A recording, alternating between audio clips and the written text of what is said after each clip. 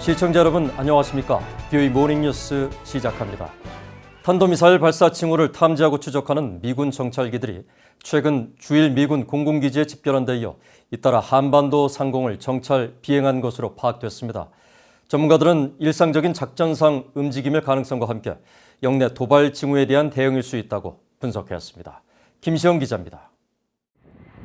민간 항공 추적 사이트 노콜사인은 14일 미국 공군 E-3 공중조기경보기가 이날 낮 12시 40분쯤 한반도 남부지방 상공을 비행한 사실을 공개했습니다. E-3 공중조기경보기는 현재 주일 미군이 운용 중인 정찰기로 항공기뿐 아니라 지상과 수상의 차량이나 함정 등을 탐지할 수 있으며 한반도에서 작전 수행하는 모습이 종종 포착된 바 있습니다. 또 주한미군이 운용하는 특수정찰기 RC-12X 가드레일과 한국군이 운용하는 해상 초계기 P-3C도 이날 잇따라 정찰 비행에 나선 모습이 포착됐습니다. RC-12X 가드레일은 시긴트, 즉 신호감청 정보를 수집하는 적 통신감청에 특화된 정찰기이고 P-3C는 해상에서 잠수함의 움직임을 감시하는 정찰기로 알려졌습니다. 앞서 13일에는 미군 정찰기가 일본 오키나와 가데나 미군 기지로 집결하는 정황이 포착되기도 했습니다. 민간 항공 추적 사이트 에어크래프트 스폿에 따르면 미 공군 RC-135S 코브라볼 정찰기가 미 네브래스카주 오폿 공군기지에서 가데나 기지로 이동한 것으로 관측됐습니다.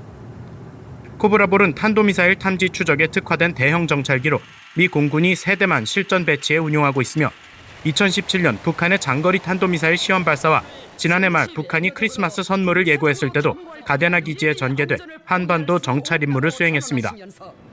또 지상기지와 병력, 장비 움직임 등을 정밀 감시하는 EHC 조인트 스타즈 정찰기도 가데나 기지에 배치됐고 지상의 전자신호와 전자파를 감지하는 RC-135U 컴뱃센트 정찰기도 11일 한반도에서 연이어 임무를 수행한 것으로 알려졌습니다. 최근 이딴 미군 정찰기의 한반도 전개와 일본 기지 집결에 대해 한미연합사령부 작전참모 출신인 데이비드 맥스웰 민주주의수호재단 선임연구원은 한반도 지역 배치는 북한의 활동에 대한 조기 경보와 정보 제공 목적일 가능성이 있다고 말했습니다. If they're deployed in the Korean theater of operations, certainly to provide early warning and intelligence information about any activities in North Korea. So it's possible that this deployment is in reaction to an intelligence assessment that there is a potential launch on the horizon. That could be one reason. 맥스웰 선임연구원은 아울러 북한의 잠수함 탄도미사일 시험 발사 가능성에 대한 대비와 함께 전 세계적으로 행해지는 미군 정찰 자산의 일상적 배치 활동의 일환일 수도 있다고 밝혔습니다. 브루스 베넷 랜드연구소 선임연구원은 이들 정찰기가 뛰어난 신호정보 분석 역량을 지닌 만큼 영내 출현 자체가 북한의 위험으로 느껴질 수 있다며 배치 자체로 억지 효과가 있을 것이라고 지적했습니다. VOA 뉴스 김시영입니다. 일본 정부가 올해 방위백서에서 북한이 소형화된 핵무기를 탄도미사일에 탑재해 일본을 공격할 능력을 보유한 것으로 보인다고 밝혔습니다. 일본 정부는 14일 국무회의에서 채택한 2020년 방위백서를 통해 북한은 핵무기 소형화와 탄도화를 실현하고 이것을 탄도미사일에 탑재해 일본을 공격할 능력을 이미 보유하고 있는 것으로 보인다고 밝혔습니다. 지난해 일본 방위백서는 북한의 핵미사일 능력에 대해 핵무기의 소형화와 탄도화 실현에 이른 것으로 보인다고 기술했지만 올해 백서에서는 북한의 핵미사일 능력을 훨씬 더 현실적인 위협으로 표현했습니다. 또 이미 실전 배치된 것으로 보이는 노동 스커드 2R에 더해 북극성과 북극성 2호 등 일본을 사정권에 둔 탄도미사일이 사정거리를 늘리는 데 필요한 대기권 재진입 기술을 획득한 것으로 보인다고 밝혔습니다. 그러면서 북한이 장거리 탄도미사일까지 대기권 재진입 기술 적용에 성공하면 미국에 대한 억지력 확보 인식을 가져 더 심한 영내 군사적 도발에 나설 수 있다고 지적했습니다. 미국 에너지부가 북한 등 6개 적대국으로부터 대량 전력 시스템 장비 수입을 금지한다고 밝혔습니다. 트럼프 대통령이 지난 5월 행정명령을 통해 적대국들이 시스템에 제기하는 위협을 국가 비상사태로 선포한 이후 이뤄진 후속 조치입니다. 지다겸 기자입니다. 미국 에너지부는 7일 공개한 연방 관보를 통해 적대국들이 비대칭적 사이버 물리적 계획과 작전으로 대량 전력 시스템을 공격 대상으로 삼고 있다고 경고했습니다. 그러면서 시스템 보완 조치로 북한을 비롯해 러시아, 베네수엘라, 이란, 중국, 쿠바 등 6개 나라를 대량 전력 시스템 수입 금지국으로 지정했습니다. 이번 발표는 도널드 트럼프 대통령이 5월 초 적대국이 이 시스템 장비에 가하는 위협을 국가 비상사태로 선언한 행정명령 13920호에 서명한 데 따른 후속 조치입니다. 트럼프 대통령은 이 행정명령에서 발전시설에서 생산하는 전력의 송전과 전력 배분을 가능하게 하는 대량 전력 시스템의 중요성을 강조하며 시스템 보호 방안을 밝혔습니다. 특히 이 시스템은 미국의 국방과 필수 응급 서비스, 중요 사회 기반 시설과 경제 생활을 지지하고 있다고 강조했습니다. 그러면서 대량 전력 시스템 전기 장비의 무제한적 해외 공급이 국가 안보와 외교 정책, 미국 경제에 대한 매우 큰 위협을 제기하고 있다고 지적했습니다. 행정명령은 또 적대국의 영향 아래 개발되는 관련 장비들의 사용이 미국 대량 전력 시스템의 취약성을 높이고 있다며 이 시스템 장비에 지나친 위협을 제기할 수 있는 장비 수입을 차단했습니다.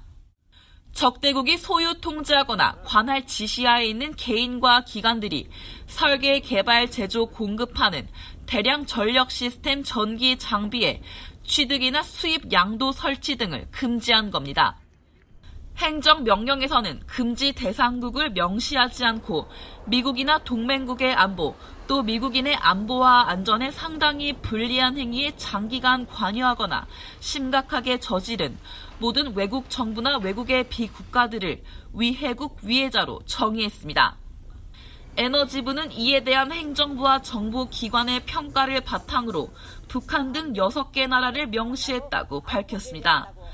미 행정부는 북한이 주요 기반 시설에 대한 사이버 공격을 행할 수 있다고 평가해왔습니다. 특히 국가정보국은 지난해 1월 공개한 연례 보고서에서 북한, 러시아, 이란, 중국 등 적대국들은 주요 사회 기반 시설 파괴 등을 목적으로 다양한 수법의 사이버 작전을 이용하고 있다고 지적한 바 있습니다.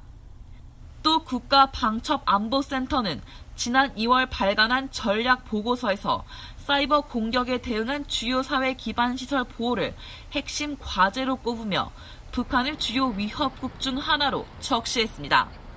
VA 뉴스 지다겸입니다. 미국 의회가 오는 10월부터 시작하는 2021 회계연도 정부 예산안에 윤곽을 잡았습니다. 예산안을 보면 미국 의회는 내년도 한반도 외교안보 정책의 핵심 사안으로 북한 미사일에 대한 방어와 주한미군, 북한 내 인권 문제를 집중했습니다. 이종훈 기자입니다. 미국 의회가 행정부에 제시한 내년도 예산안의 한반도 키워드는 미사일, 주한미군, 북한 인권으로 꼽힙니다. 한반도 사안에 대한 주요 예산 배정 내용을 보면 북한의 탄도미사일 위협에 대비해 미국 본토에 대한 미사일 방어를 강화하고 인도태평양 영내 안보를 위해 주한미군을 유지하며 북한의 인권 증진을 돕는 방향으로 돼 있습니다. 특히 상하원 군사위가 최근 승인한 국방수권 법안은 본토 방어용 신형 중간 단계 지상 기반 요격기 개발과 극초음속 탄도 추적 우주 센서 개발의 가속화를 위한 1억 2천만 달러의 추가 예산이 배정됐습니다. 북한의 점증하는 대륙간 탄도미사일 ICBM 위협을 염두에 둔 것으로 매년 의회의 초당적 지지를 받고 통과되는 미사일 방어 강화 조치입니다. 하원 군사위원회는 더 나아가 북한의 생화학 무기 위협에 대비해 국방부가 관련 준비 태세에 나서도록 하는 조항을 올해 처음으로 법안에 포함시켰습니다. 상하원 군사위는 또 인도태평양 정책의 일환으로 주한미군 유지 조치를 법안에 공통적으로 담았습니다. 의회의 승인이 있기 전까지 주한미군을 현재 수준 미만으로 감축하는 데 예산 사용을 금지하는 조항으로 3년 연속 이어지는 의회의 조치입니다. 새추리는 또 북한 정부의 사이버 공격 역량을 지원하는 해외 정부에 대한 원조를 제한함으로써 북한의 사이버 위협을 계속 주재하고 있습니다. 한반도 외교 정책과 관련한 예산은 이번에도 북한 인권과 대북 방송에 집중됐습니다. 하원 새추리는 북한 관련 예산을 인권 증진 활동에만 국한하고 대북 방송 시간을 전년도 수준 이상으로 유지하도록 하는 국무 예산안을 최근 승인했습니다. 새누리는 특히 대북방송 등 미국 국제방송처 USAGM이 관장하는 국제방송 활동가 운영에 행정부의 요청액과 동일한 수준으로 전년도보다 1억 7천만 달러가량 감소한 약 6억 3,700만 달러의 예산을 제시했습니다. 북한을 포함한 여러 국가를 대상으로 방송하는 미국의 소리 VOA 방송엔 약 1억 9천만 달러, 자유아시아 방송에는 약 3천만 달러의 예산을 권고했습니다. 새누리의 이번 국무 예산안에는 또 5년 적용의 미한 방위비 분담금 특별협정 체결을 촉구하는 내용이 이례적으로 담기기도 했습니다. VOA 뉴스 이존입니다.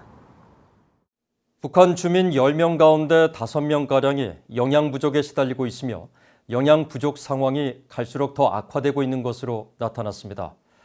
유엔 산하 식량농업기구와 유엔 아동기금, 세계보건기구 등 5개 주요 유엔 기구는 13일 발표한 세계 식량 안보와 영양 상태 공동 보고서에서 지난 2016년부터 2019년 사이에 전체 북한 주민의 47.6%에 해당하는 1,220만 명이 영양 부족에 시달렸다고 밝혔습니다.